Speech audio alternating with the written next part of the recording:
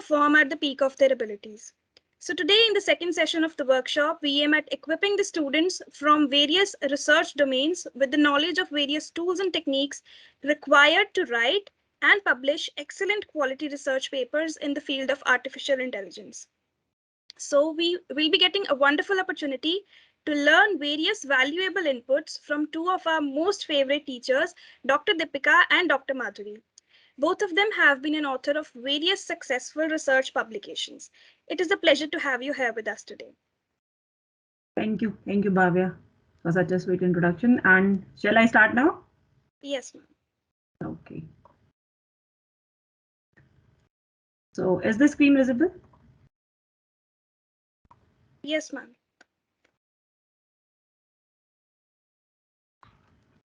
Okay, so in today's session, we will be discussing, as it is told by Bhavya, like how to write great papers, especially in AI and ML. So while we used to talk about writing the research paper, whether like in some other field or in the field of AI ML, things are usually same. The basic structure of the paper will be same with few differences, with few changes. So the contents that we will be discussing in today's session. So this session will be jointly taken by me and by Dr. Madhuri. So we'll be discussing the various sections which will be there in your paper, like title, abstract, introduction, literature survey, then proposed technique or model or algorithm, whichever technique you are working on. Then the experimental setup. So in experimental setup, we will be talking about the data sets and performance metrics. Then results and discussions, conclusions and feature scope, and acknowledgement, and then references. So how to write the references and like which tool for referencing you can use. So this will be taken care by Dr. Madhuri. So starting with the very first thing of the research paper, and this is one of the most important part of your research paper, that is the title of the paper. So while you are onto a project, you're working on a project and you need to write a paper out of that project, right? Or let's say you are working on a research idea and you need to write a paper on that research, on your research idea. So first thing you need to finalize is the topic. So your topic means the title. So the title for the paper should be very catchy, right? And it should, catchy means that it should not be a very fancy words, right? Like suppose you are trying to design a application to identify the possibility of the accidents, right? By analyzing the videos through certain sensors and cameras.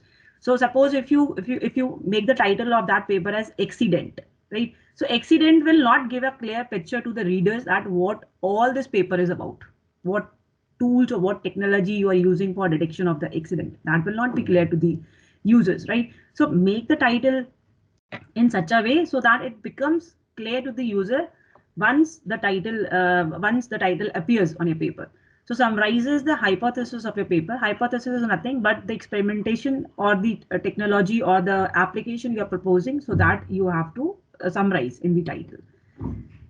Then second important thing about your paper is your abstract, right? So abstract should be short and it should be concise. And usually abstract tends to be of like within 100 words, or let's say 70 to 80 words abstract is more than enough.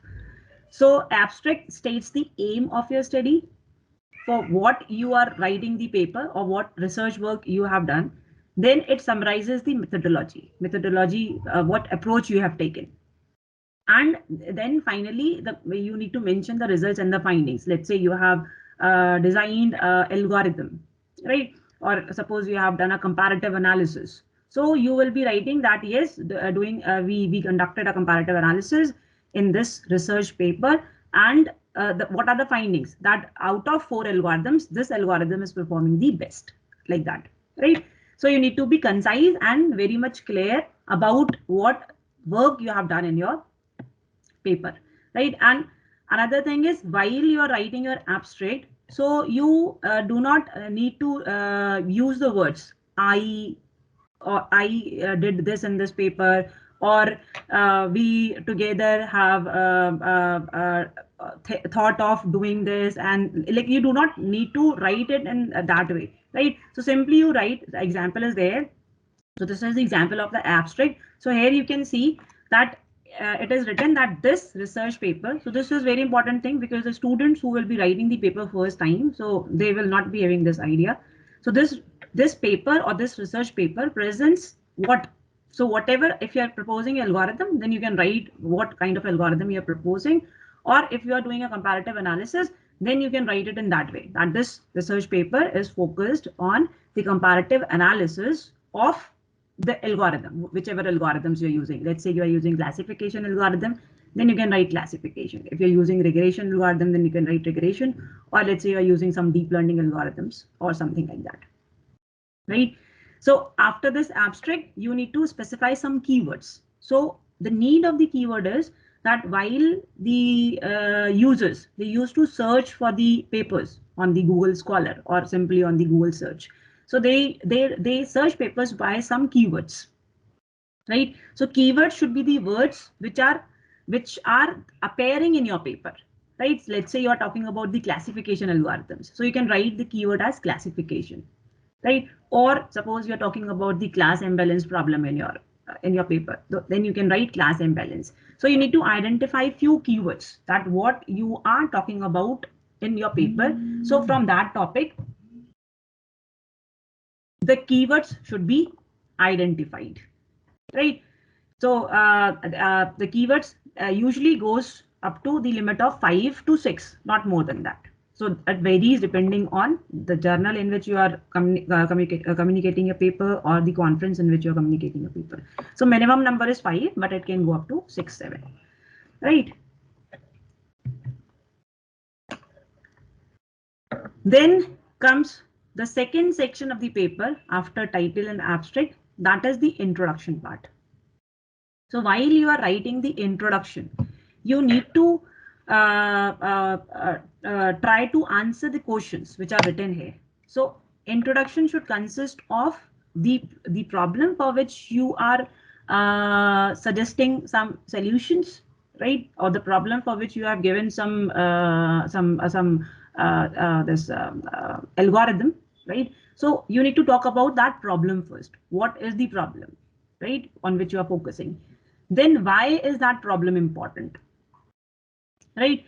So let's say you are devising something, some solution for medical field. So you need to talk about that problem, right? So what is the problem? Then why the problem is important? Why you have taken that problem as a research topic or as your project topic? So what has so far been done on the problem? What different techniques or what different solutions are there to solve those problems? And then you need to come to your contribution, that what you have done new in your paper. So the novelty of your paper will come in terms of the contribution of the paper on the problem that you have discussed, right? And then comes that, is that contribution original, or if the work that you are trying to implement is already implemented by someone else, then it makes no point in writing that paper, because you're not doing anything new. So a research paper should at least consist of some novelty in terms of proposing some new approach, proposing some new algorithm, some new methodology, or novelty in terms of some comparative analysis, some literature survey kind of a thing, right? And like after all these questions, the introduction should end with a short summary of your paper. Short summary of the paper means what different sections are there in your paper. So you can write it in this way, that rest of the paper is structured as follows, and then you can talk about the different sections. Like section 1 is about the introduction, section 2 is about the background, like that, right? So I'll show you one example. So this is an example of the introduction. So here, like this paper is about the imbalanced classification problem. So here in the starting, what the problem is, that is stated that data set is considered imbalanced in classification tasks when the distribution, means you have to define that problem first, right? And like after defining the problem, then you can tell that the relevance of the problem, that why the class imbalance why we need to address this class imbalance problem, right? So you can give the examples where this problem is occurring. Then you can tell that what all different solutions are existing till now, right? So those all solutions will come. So this is the format of IEEE, where we used to write in a 2-column format, right? This is another example where the problem of breast cancer is discussed. So the breast cancer, what the breast cancer is, that is discussed. Then like why the problem is important. So you need to emphasize on that part, right? And after emphasizing on that part, you need to tell that yes, what has been done in this field till now, right? So that will not be a literature survey, that is something different, right? But the different solutions in journal, what are existing. Then after stating the problem, the importance of the problem, right? You need to tell the novelty in your work, right?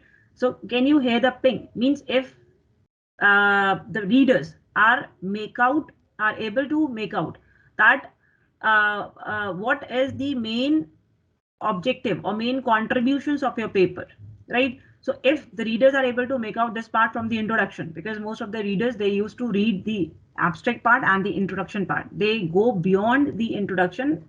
If in case they feel yes that your paper consists of some weightage, some significant work has been done in your paper, then only they will go through the entire paper.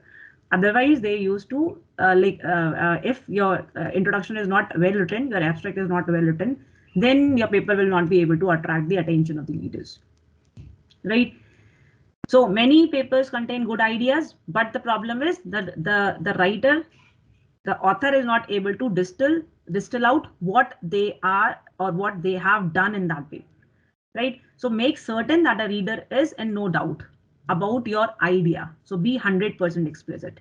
So you need to explicitly write it. The main idea of this paper is within a paragraph after the introduction, that the main idea of this paper is, or the main contributions of this paper is, and then you can write the idea or that contribution in terms of a paragraph, something like this, right? So you can state your contributions, that the novelty of a work is, then whatever new thing you have done, so that you can write it in paragraph, or it will be much better if you can write it in bullets.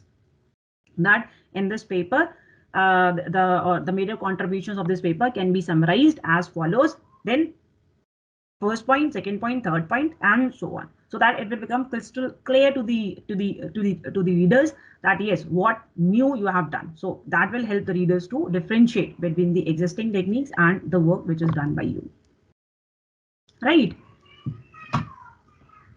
So state clearly your contributions. Don't leave the reader to guess what your contributions are. So this is all about your introduction. Now comes the next section after introduction, and that is usually your literature survey part. So literature survey is the state of art. That means the existing research work in that particular field. Let's say you are writing a ML paper or deep learning paper. So what are different ML and deep learning techniques for that problem which are already existing in the literature? So that you need to find out, right? So literature survey is a broad and shallow account of the field, which helps to place the contribution of the paper in context, because through literature survey only you will be able to tell your readers that yes, this much of work has been done in this field till date, and this is what new we have added to this field, right? So the readers will be able to have a clear idea. So you need to discuss what are the rival approaches, right, and the drawbacks of each approach, and how the battle has progressed between these different approaches, right? And after talking about all these things, you need to tell that what are the major outstanding problems where you will be working, right? That if I am saying that yes, I am trying to automate a particular process, or if I'm trying to apply AI ML to a particular problem, then till now this problem was solved by using these approaches, right? which were not fully automated. Now we are proposing something which is fully automizing this process, something like that, right? So you need to tell the major outstanding problem on which you will be working, right?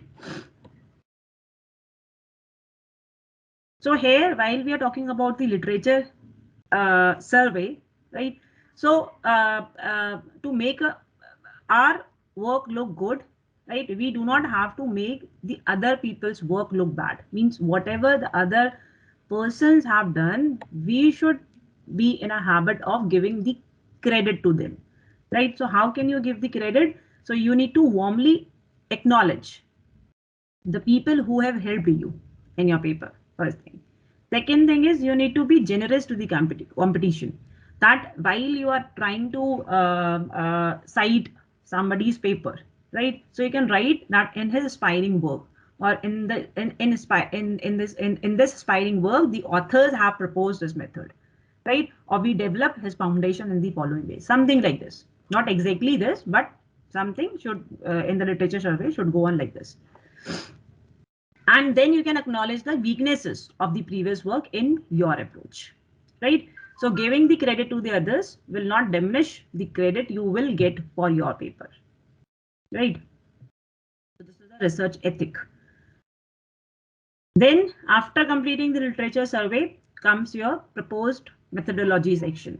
So the proposed methodology will consist of the work that you have done in your research, right?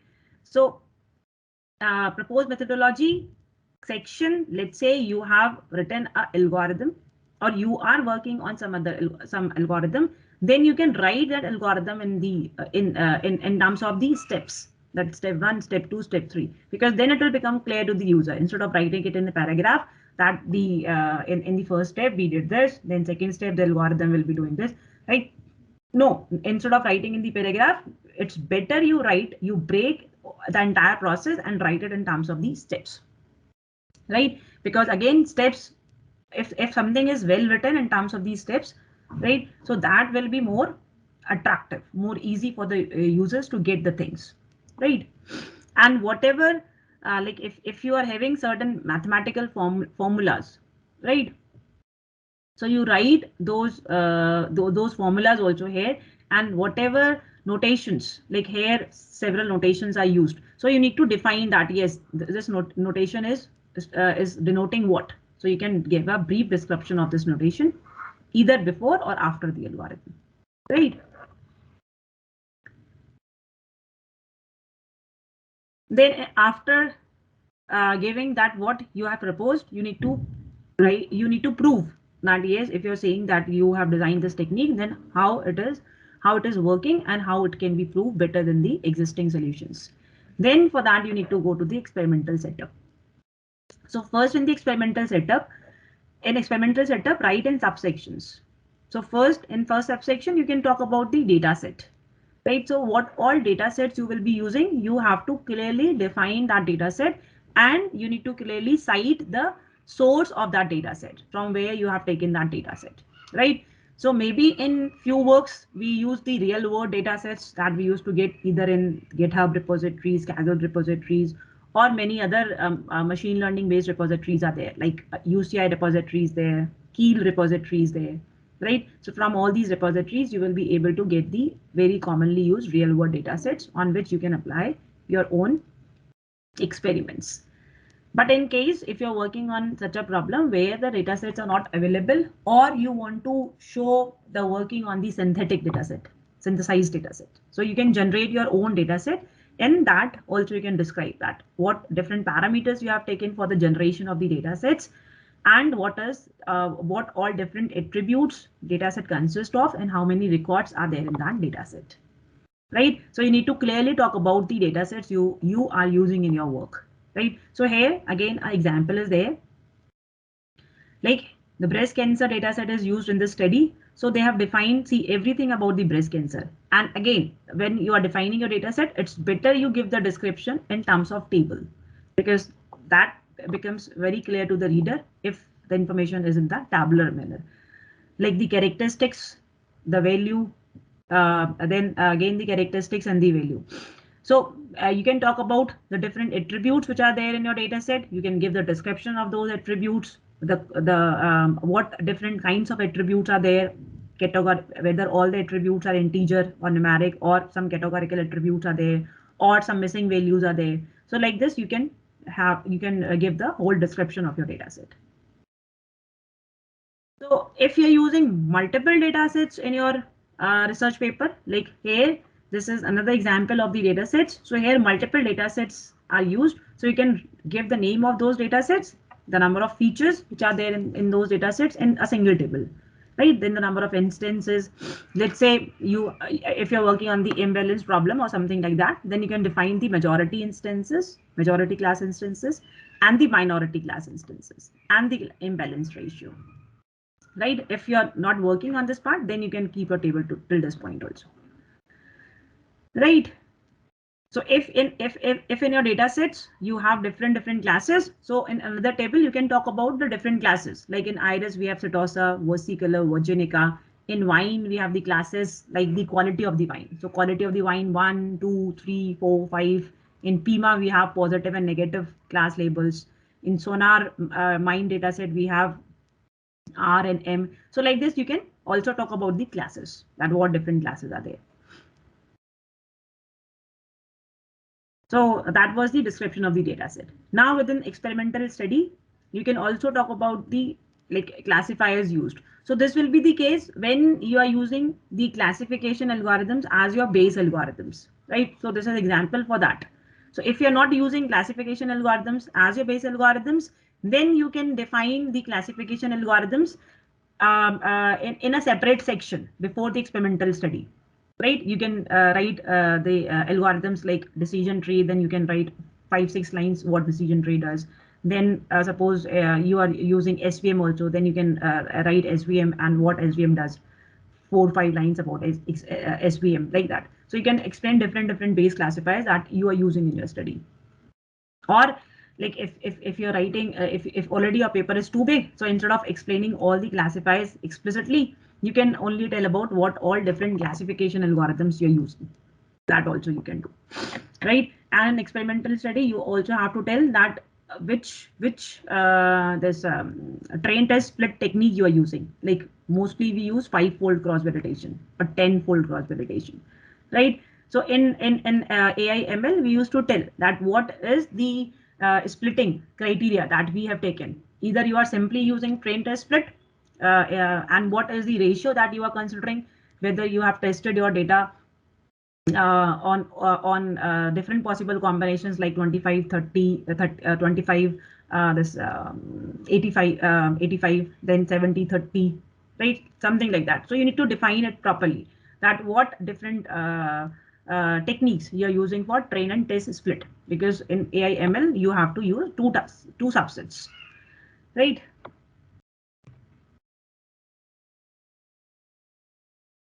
Then yes, here you need to specify the different performance metrics also on which you will be validating your results, right? So let's say if I'm proposing a new classification algorithm, right? Or if I'm comparing the various classification algorithm. So, or if my model is a classification model or a regression model. So for regression, you have to specify the different performance metrics. So commonly used regression metrics are MSE, mean squared error, mean absolute error, root mean square error, right? Log mean error. So these are different metrics. So you need to use a more number of metrics in order to give more weightage to your paper, right? If you're using classification, then you can use accuracy, precision, recall. So all these are based on confusion metrics, right? Or ROC, AUC curves, right? So all these different metrics can be used in terms for your classification model. So you need to make a different subsection within the experimental setup, within this experimental setup, and then you need to define properly the different metrics that you're using in your paper. And like if the paper you're writing is targeted for a journal, then obviously you can give a proper explanation of those metrics. Why? Because in journal, usually we have a the limit of the papers is more, means you can have a journal paper of 25 to 30 pages usually, or 20 pages, right? But if you're targeting the conference, so there the limit of the paper is quite less, means conference paper is up to 8 to 10 pages. So in conference paper, we cannot include much information. So there we usually skip the explanation part of the performance matrix, right? So if you're writing the journal paper, then you need to explain these performance matrix along with their formulas. And wherever you are writing the formulas, do not try to copy paste the images from some other research papers. Always use the equation editor. It is there in Word, right? So always use the equation editor to type in your equations and properly number these equations as it is shown here. Whatever equations you're using in your paper, all the equations should be numbered properly, right?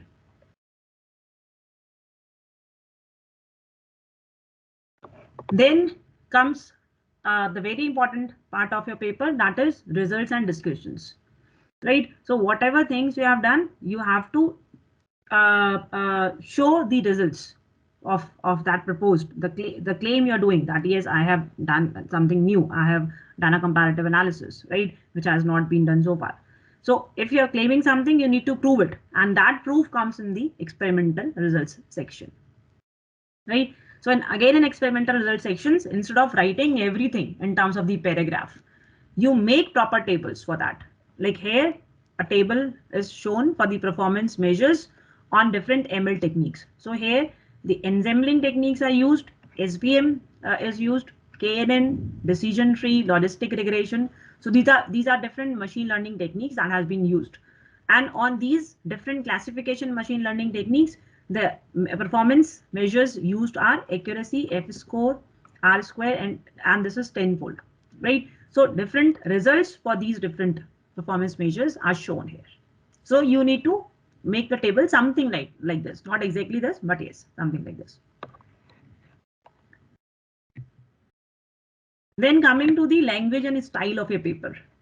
So language and style of your paper should be that you should try to make a deadline, right? Deadline in terms of the journal or the conference you are targeting. As such, we do not have any deadlines in the journal, but yes, we do have strict deadlines in the conference. So if you're targeting the conference, so you should keep an eye on the deadline. According to that, you have to do the work, right? And you need to keep to the length restrictions also, right? So in few of the journals, there is a restriction in the length also, that you can submit up to, let's say, 15 length paper or 20 length paper. In conferences, for sure, we have the restriction. So you need to follow these length restrictions, that how many papers are allowed, right? What should be the length of the paper? Then in order to adjust this length of the paper, you should not narrow down the margins. So already every conference, every journal, they have their own format, right? So you need to follow that format. In the format, already the margins, spacing, the font size, the type of the heading, subheading size, everything is specified. So you go with that format, because many of the conferences and journals are very strict to the format, and they merely reject the paper if it is not well formatted. No matter what you have done in your paper, if the formatting is not proper, so for sure they will reject your paper. They're very strict with the formats. So you need to be very much precise about the formatting also for your paper. So let's say in order to increase the length or decrease the length of your paper, do not play with the font size. So whatever standard font size is given, keep that font size, right? And always be very specific about the spellings in your paper, about the grammar in your paper. So in order to avoid the grammatical mistakes and the spelling, already in Word, we have this facility nowadays, spell checker and grammar check. So before sending it to communicating it to in some conference or some journal, give a proof reading of your paper. Proofread it. Either you yourself proofread it, or you can give it to some expert or your guide, so that you become sure that the grammatical mistakes and the spelling mistakes are not there in your paper. Then coming to the visual structure of the paper. So give a very strong visual structure to your paper, because that makes easy for the reader to get what are the main contents in your paper. So always write the papers in sections, and wherever it is possible, wherever you feel your section is becoming too lengthy, break it into subsections. Or you can use bullets also. Let's say you want to write that the major findings in a paper are, then you write it in bullets or numbers. If you're writing, if you have made 3-4 subheadings, then you can write the subheadings in italics also. Then wherever it is possible, you should go for inserting the diagrams and the pictures, right? In order to explain that whatever things you have written in the paper, in your paragraph, you can support it with the help of a figure. Like this is an example of a figure. So this is the process of dynamic ensemble classification. So if you're talking about some classification process, so you can tell that what you are stating, what you have written in a paragraph, supporting that you can draw a figure, right? So figure should not be too much in your paper, but at least 2-3 figures are enough in your paper, right? So figure in like here, this is another figure in which multi-class imbalance ensemble methods are stated. So if we are doing a literature survey, right, so you can for the literature survey also you can put some diagram that yes, these are the existing techniques, and then like if you have done the bifurcation of those techniques based on certain parameter, then you can write that yes, this is the technique, like pre-processing technique. So pre-processing technique based on this aspect, then these are the techniques falling in this category, these are the techniques falling in this category. So like this, everything you can show it in the diagram. And if you're putting diagrams in your paper, then you have to refer to these diagrams in the main text also, right? It should not be like that you have drawn a picture in your paper, but you have not talked about that figure or that picture anywhere in your paper, right? So let's say this is a figure, so it should have a proper explanation in terms of text also, right?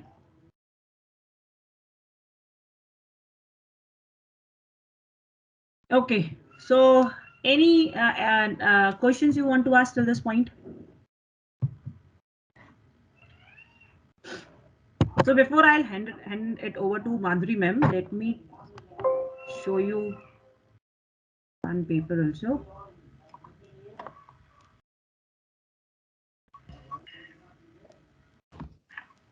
See, this is a paper of mine. So if you're going with the comparative analysis, so you can put a comparative analysis table like this also. That what are the different parameters on which you have done the comparison. Share your screen. Okay. You're not sharing your screen. Okay. Sorry. Is it visible? Yes, ma'am. Okay. Yes. So like if you're doing comparative analysis, then you can put a table like this also. That what are the different parameters on which you have done the comparison of these techniques which are proposed by different researchers, right? And which parameters are satisfied in which through which technique, right? So something you can make like this also. And for your proposed methodology, you can put a supporting diagram also, that what you have proposed, right? So a diagram will give a clear picture. So these steps I have written in terms of algorithm also. So this everything is there in terms of algorithm. And yes, if you are putting some algorithm, if you're proposing some algorithm, then if you can do the complexity analysis, then it will be far better. Means it will be it will give more weightage to your algorithm, to your paper. So if you can do comparative and this time complexity analysis, that how much time your algorithm is taken, then it will also be very good, right? So this comes the experimental study. Then talking about the data sets, classifiers which I have used in this paper. Then giving these are the pictures of the synthetic data sets which I generated. Right. So again, this is a summary of the real world data sets. Then results and discussions part. So results and discussions also you can break in subsections. Let's say you have 2-3 data sets. So you can separately discuss those 2-3 data sets, the performance of your algorithm on those 2-3 data sets separately. Means it depends on you, the way you are writing it, right? So I have, then these are the results tables, right? then the conclusion and the future scope, and then finally you can add the references.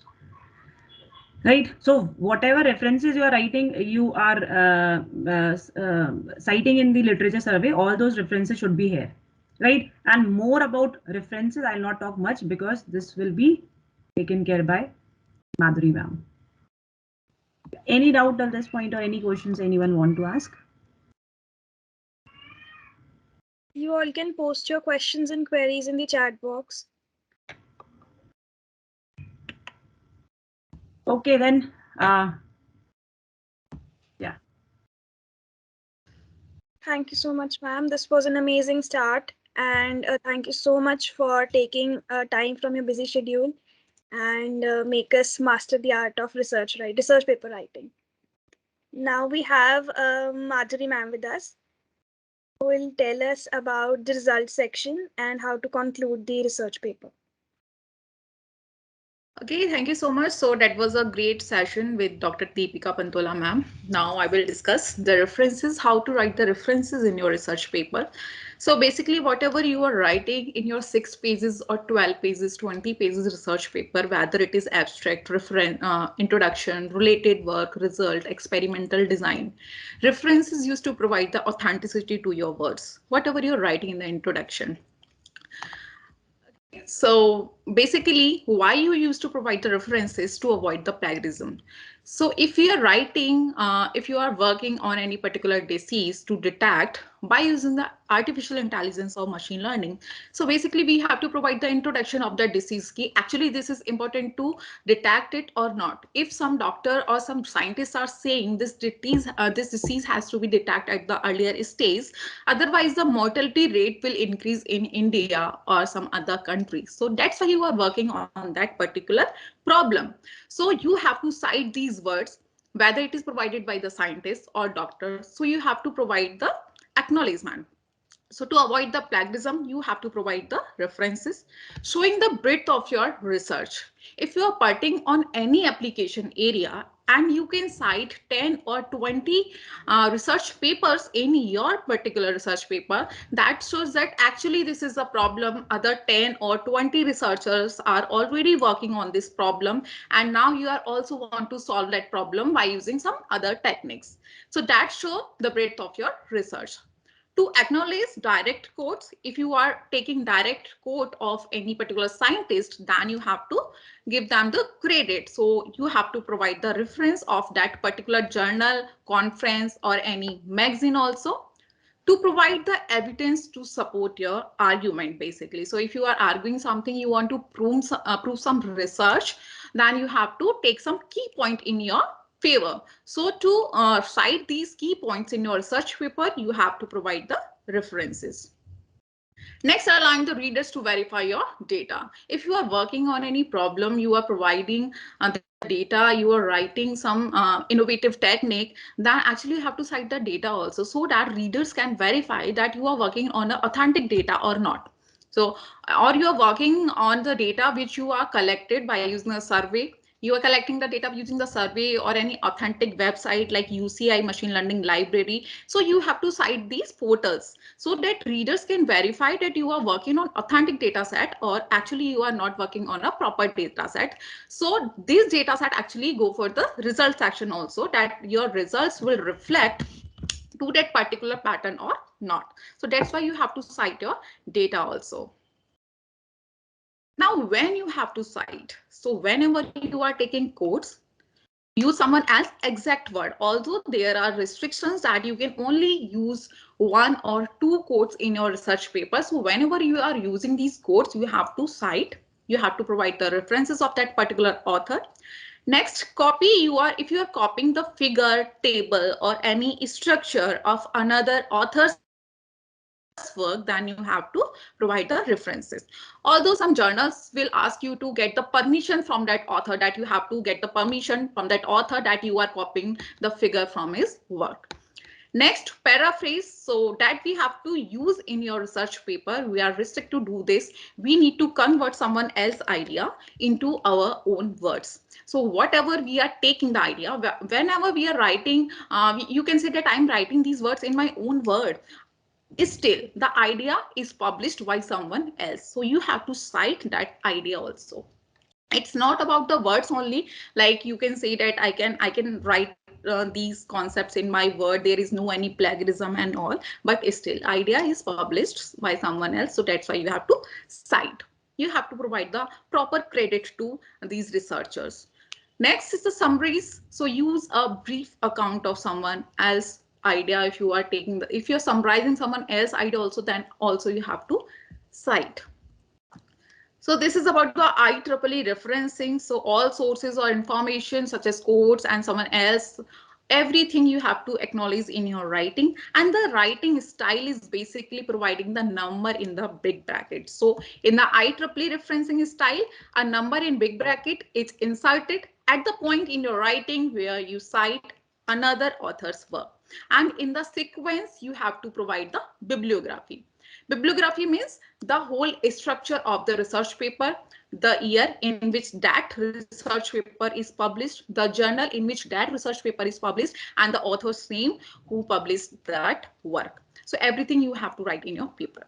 So at the end of your work, the full reference of the work is provided. Citations and their corresponding references are provided in the order they appear throughout your writing. So this is the example in this book about decision tree. The author says all kinds of great things. So you have to cite that I'm talking about this particular book. So in big bracket, you have provided one there.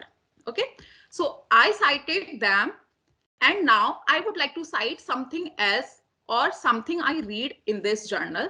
That thing also you have to put in the sequence of 2. So first thing you have cited, that is 1. Second thing you are citing, that is 2, and so on. In the reference section, you have to provide the bibliography in the same order. So 1, 2, 3, and so on. The sequence you have to maintain whatever you have provided in the in-text. So the upper section in this book about decision tree is basically about the in-text citation, and the bibliography, the complete description of 1 and 2 will be provided in the reference section in the same sequence.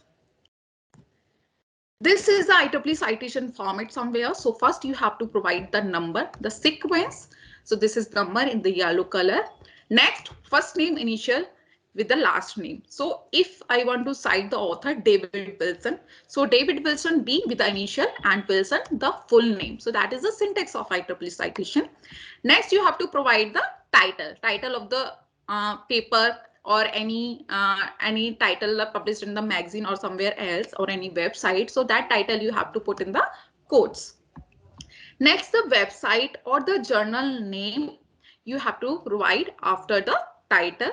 Then the website link, web address, or along with the access date. So whenever we are citing the article taken from the website, you have to provide the access date also, because they have to be updated. So on which date you extracted that information, you have to provide that information also if you are taking the paper or article from the website.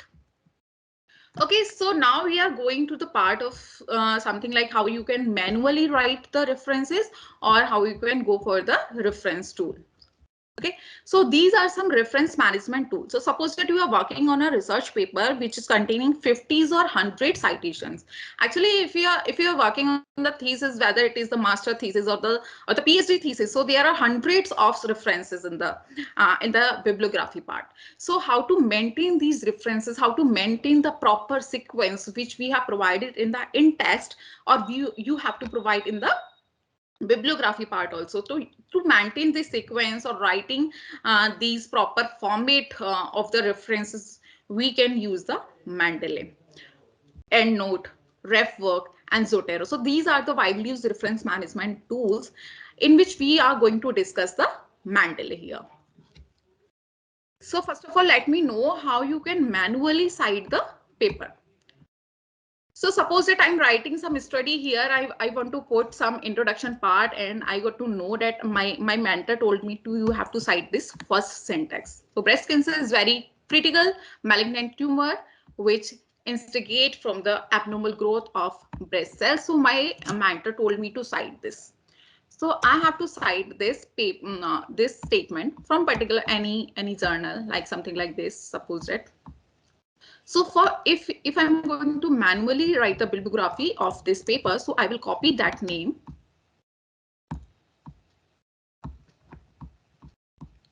And then I will search for the Google Scholar. Google Scholar is the place where all the research will be presented there. So I will go for the Google Scholar and I will paste the article name there and I will get this. Okay. So to cite this journal in my paper, I will click on the cite button and all these available reference style will be there. So to go the IEEE format, we will prefer the MLA one, the first one. So I will copy this reference and I can paste in my bibliography part. And I can put 1 here. In the same sequence, if I want to put the second statement, so I will put 2 here and then I will cite the another paper like so. This is the manual thing to referencing. The issue in this thing, suppose that my mentor told me to cite the breast cancer also. So you have to cite that this is the disease and this is the cancer. So you have to cite this also. So at the end, if I will put 1 here, then I have to change all the numbers, like I have to put 2 here and I have to put 3 here. In the text also I have to modify all these things, and the reference styles also I have to modify all the sequence. So that is the major issue if you are working with the 50s or more than 50s references. So for that, to manage all these reference things, we will go for the Mendeley tool. So to Mendeley, you can download Mendeley desktop.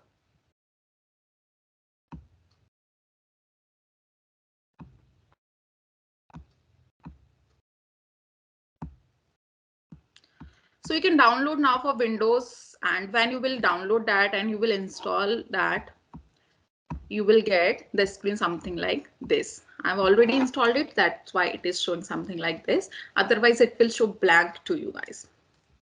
Okay, so you have to download the research paper on which you are working, on which you are on the papers which you want to cite in your research paper.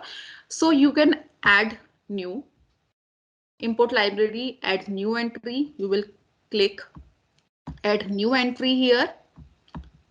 This is the manual part to enter, and you can directly drag the file from your computer here. So suppose that if I want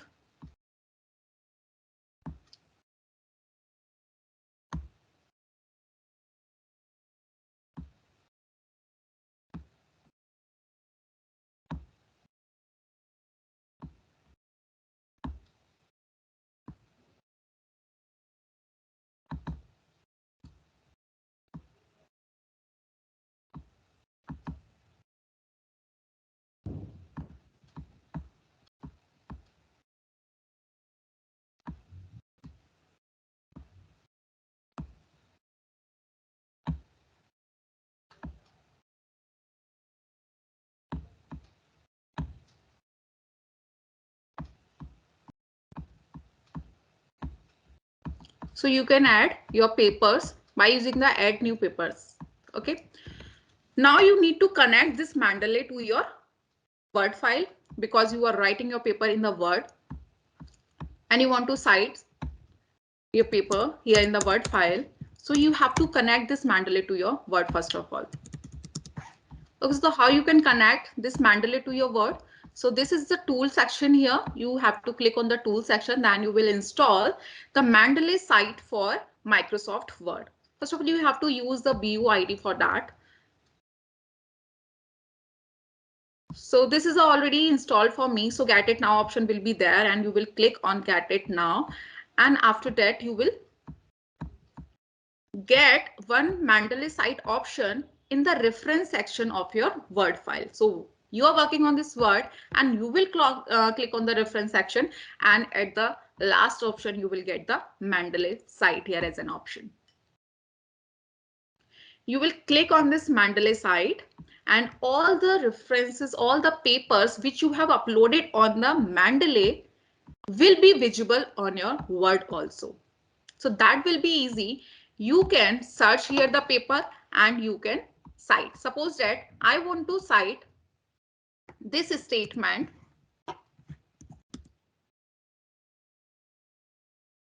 Here I can choose the citation style.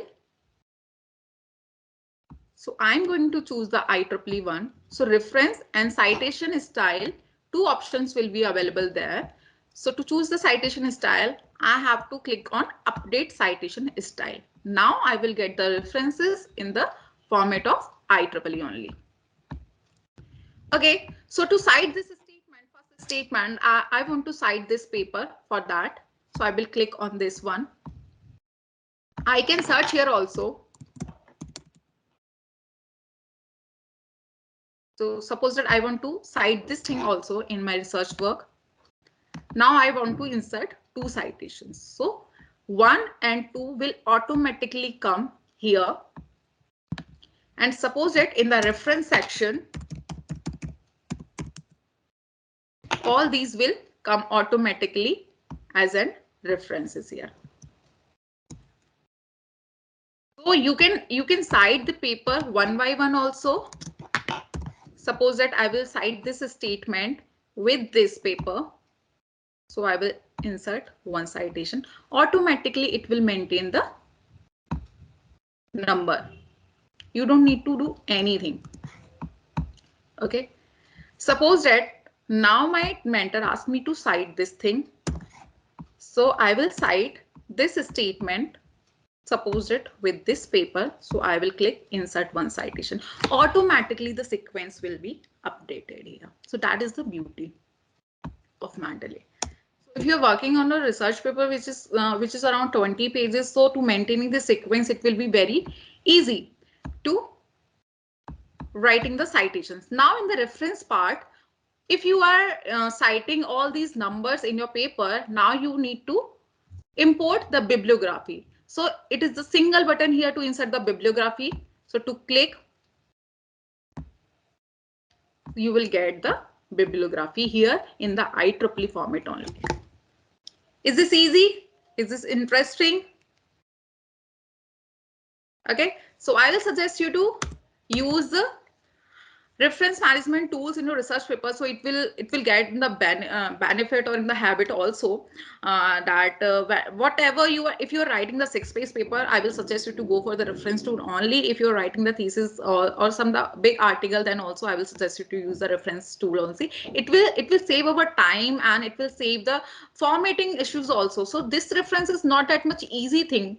If you are working on a research paper, whether it is from the conference are also multiple time, like IEEE conference, Springer conference or something else. So Springer conference contains a different format of the reference style and IEEE contains a different style. Okay, so this thing also maintained by the reference tool. Otherwise you have to change all these things. Suppose that if I will change the citation style from IEEE to, suppose that I have submitted a paper in IEEE and it rejected, then the next journal I have searched, which is Springer or something APA style, which is asking for the APA style. So I have to change all these citations to the APA style. First, I have worked on the IEEE format, and on the same paper, I have to work for the APA style format. So I have to change all these things. So for that thing, it will be again easy for us. Suppose that I want to cite this paper in the APA style. So what will I do? I will just change the style here. IEEE to APA, update the citation style, and all these things will be automatically changed. The numbers will be changed in the another format like APA, and the reference style also changed automatically. You don't need to do anything here. You don't need to, because IEEE is containing something number in the big bracket and APA containing the year with the author name. So this is the syntax of the APA, year with the. If you will manually convert this thing, so it will take time and human error automatically will be there. So this will reduce that error also, and it will save our time also. So this is the beauty of Mendeley, and I will suggest you to use that also. Okay, that's it from my side. Yes, any question, any query? So please.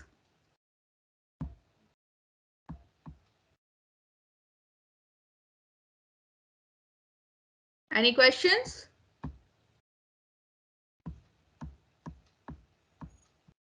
If anybody has a question, you can post it in the chat box.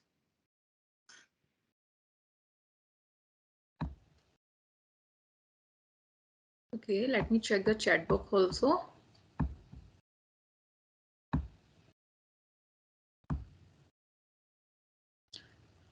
Ma'am, it will also be really helpful if we can get a tutorial on how to research which IEEE elsewhere journals to target to get a research paper published.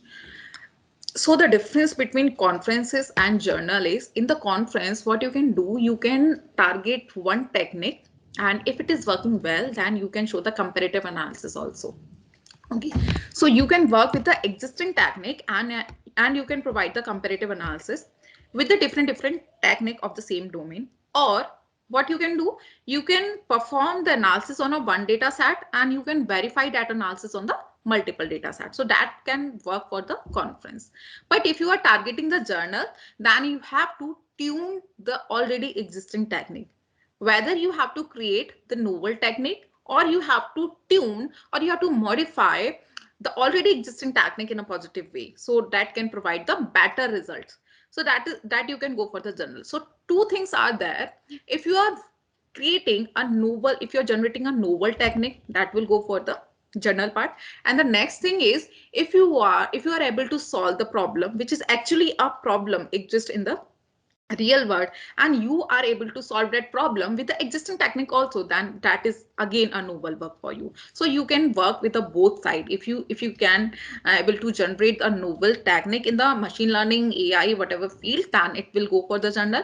Or you are able to solve the problem which is actually existed by the already available technique also with a better accuracy actually, so that will also the good work.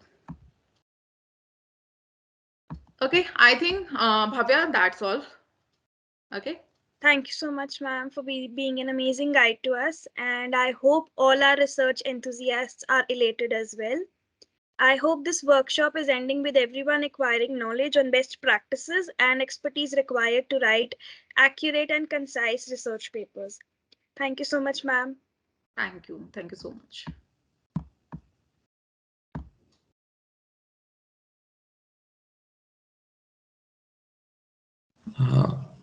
Deepika ma'am.